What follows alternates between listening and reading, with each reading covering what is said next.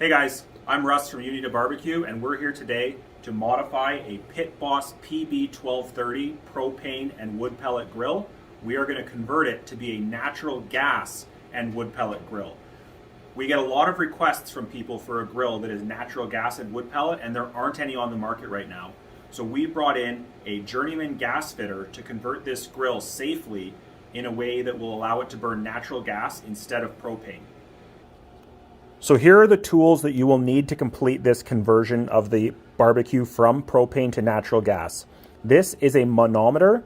It is used to measure gas pressures.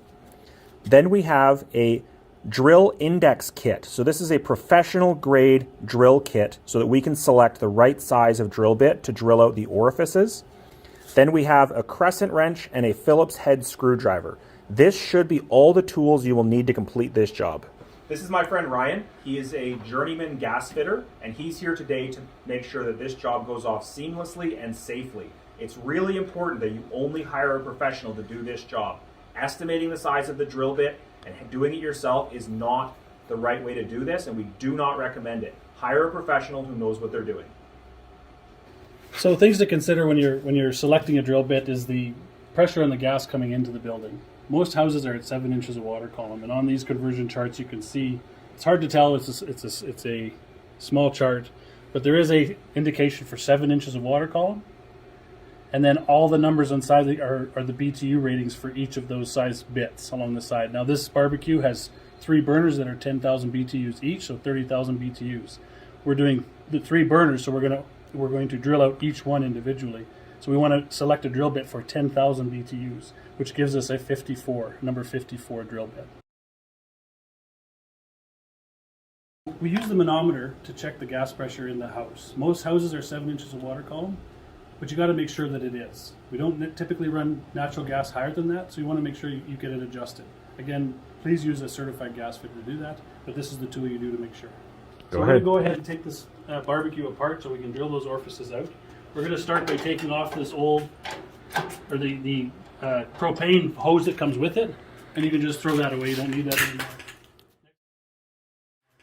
Next we're going to undo the screws on the side of the burner. There's 4 of them.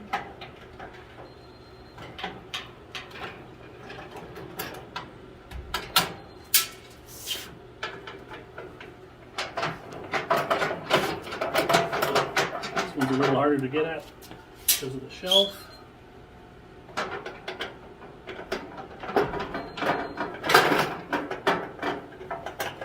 Just want to hang on to it so it doesn't fall off. We take the last screw out.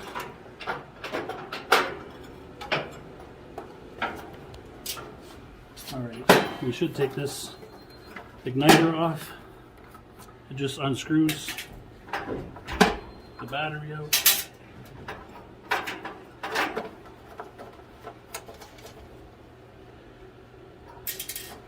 Don't have to take this off, it just makes it a bit easier to work with.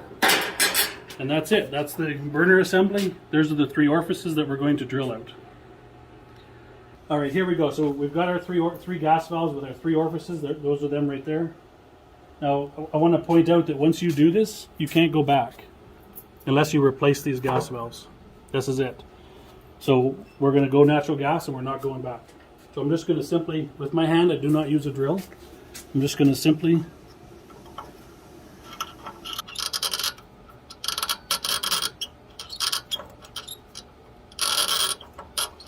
just gently just keep working it back and forth. You can hear it grabbing. And once you're through, that's it, you're done. You don't want to keep going. You don't want to ream that hole out because you end up making it bigger than it should be. Next one, same thing again.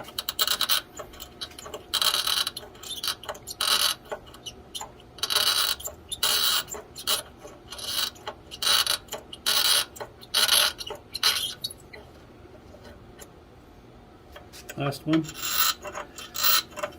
You can see it doesn't take very long. If you used a drill bit, you'd be through fast, but you'd have a hole way bigger than you want.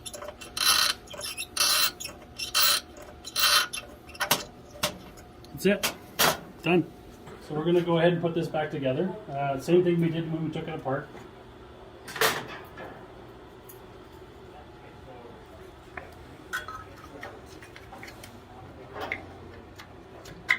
Through there.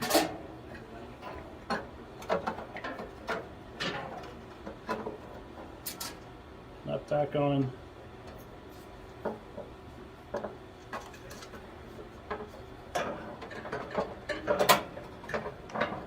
Twist from the back. We'll leave that out for now. So then we're going to carefully put our gas valves back into the burners. Just slide them back in, just like so. And we just put our screws back in.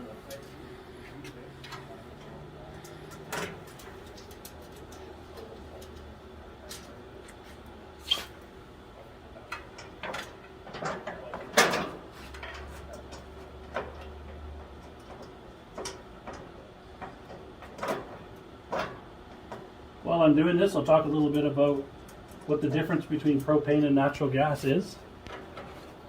Propane has a different, what they call calorific value than natural gas, so it burns hotter. So that's why we have the orifices smaller in propane than we do with natural gas.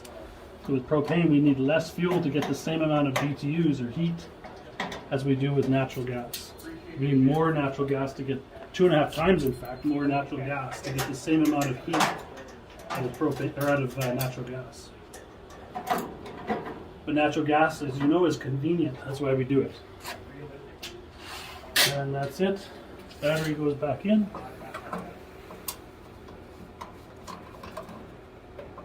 Make sure it lights. There's ignites. And that's it. One more thing, I guess. This is the hose you'll need to hook up to your natural gas at your house. We'll go ahead and we're going to throw this on, and this job will be complete. Thanks. Here's the hose that we're going to put on. Nice long hose. A couple things I want to talk about. This flared fitting goes onto the barbecue end. That's pretty simple. This other side is a quick connect, and you've probably seen these before, but it's just really important that you understand how these work. They are not a 100% shut-off valve, so you always want to make sure you have a valve that you can shut off when you're not using your barbecue. They're just a quick connect. They just pop in. When you want to disconnect, you can leave it off, right? But if you ever disconnect, make sure you're shutting that barbecue off, or that gas valve off.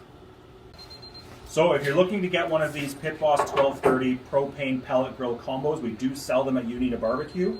And if you're looking to convert it to natural gas, follow along with the steps from this video. Make sure you hire a professional, and then you can pick up the grill from us here. We will not offer this as a service, so make sure you come in when we have stock and arrange to have a certified gas fitter do it for you.